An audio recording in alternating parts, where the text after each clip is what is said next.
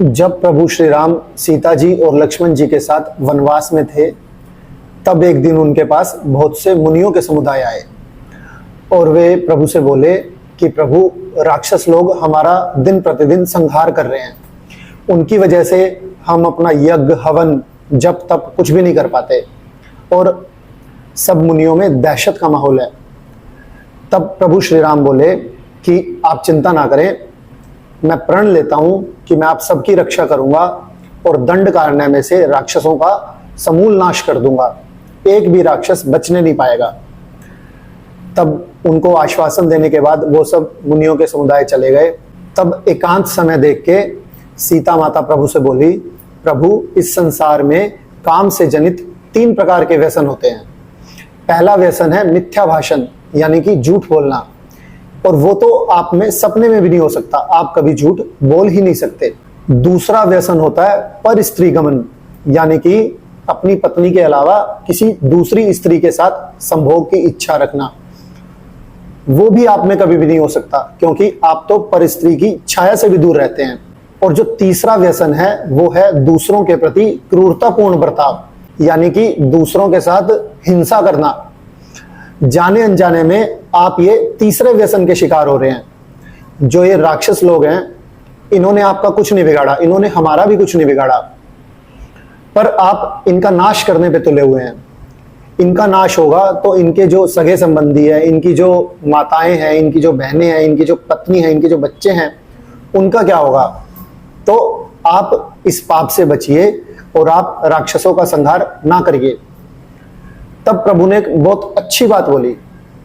प्रभु कहते हैं, सीते, तुम मेरा भला ही चाहती हो, इसीलिए मुझसे ऐसा कह रही हो, पर तुम इसके सूक्ष्म भेद को समझ नहीं पाई।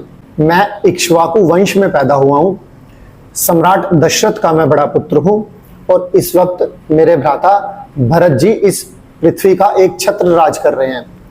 तो इसके नाते इस पूरी पृथ्वी की रक्षा करना मेरा दायित्व है, मेरा कर्तव्य है। और दूसरी बात, जो ये ऋषि लोग मेरे आसपास रहते हैं, जिस वन में मैं रहता हूं, उस वन में जो ये ऋषि लोग रहते हैं, उनकी रक्षा करना, ये सुनिश्चित करना कि वो अपना जप तप, अपना स्वाध्याय, अपनी पूजा, अपना यज्ञ, अपना हवन भली भांति से बिना किसी डर के कर पाए, ये मेरा दायित्व है, ये मेरी ड्यूटी है।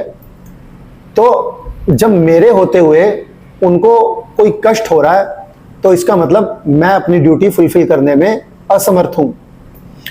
और तीसरी बात यह है कि अब तो उन्होंने खुद आके सामने से मुझसे रक्षा मांगी है, और मैंने उन्हें वचन भी दे दिया, मैंने प्रतिज्ञा भी कर ली। अगर उन्होंने सामने से आके नहीं बोला होता और मैंने वचन भी ना दिया होता, फिर भी मेरी ये ड्यूटी बनती थी कि मैं उनकी रक्षा करता, और जो उनके साथ हिंसा कर रहे हैं, जो उनको परेशान कर रहे हैं, उन राक्षसों का मैं समूल नाश करता। और अब जब उन्होंने सामने से आके मुझसे रक्षा मांगी है और मैंने वचन भी दे दिया, अब तो इस बारे में कोई सोचने की गुंजाइश भी पैदा नहीं होती। चाहे कुछ भी हो जाए, चाहे पृथ्वी इधर से उधर हो जाए, पर मैं राक्षसों का समूल नाश करूंगा और दंड कारण्य को मैं राक्षसों से 101% मुक्त करूंगा, ऐसा प्रभु श्री राम ने कहा। अब वर्तमान के समय में जो हमारे जवानों के द्वारा ऑपरेशन सिंदूर किया गया है, वो इस प्रकरण से काफी मिलता जुलता है। हमारे पहलगाम में जो टूरिस्ट गए हुए थे, जो यात्री गए हुए थे, उन्होंने किसी का कुछ नहीं बिगाड़ा था। उन्हें सिर्फ इसलिए मार दिया गया कि वो हिंदू थे, वो एक पर्टिकुलर रिलीजन को, एक पर्टिकुलर पूजा पद्धति को, एक पर्टिकुलर रहन सहन के स्टाइल को फॉलो करते थे। सिर्फ इस कारण से उन्हें मार दिया गया, बकायदा उनका धर्म पूछ के उन्हें मार दिया गया। तो जो हमारे जवान हैं या जो हमारी सरकार है, जो इस वक्त इस भारत पर राज कर रही है, हमारी सरकार, और जो हमारे सैनिक हैं, जो हमारे ऑफिसर्स हैं, जो हमारी मिलिट्री है, जो हमारी सेना है, उनका दायित्व यही है कि वो उन जो भी लोग मारे गए हैं या और भी जो लोग हैं उनकी रक्षा करें, जिनके साथ कुछ गलत हुआ है उनको वो न्याय दिलाए।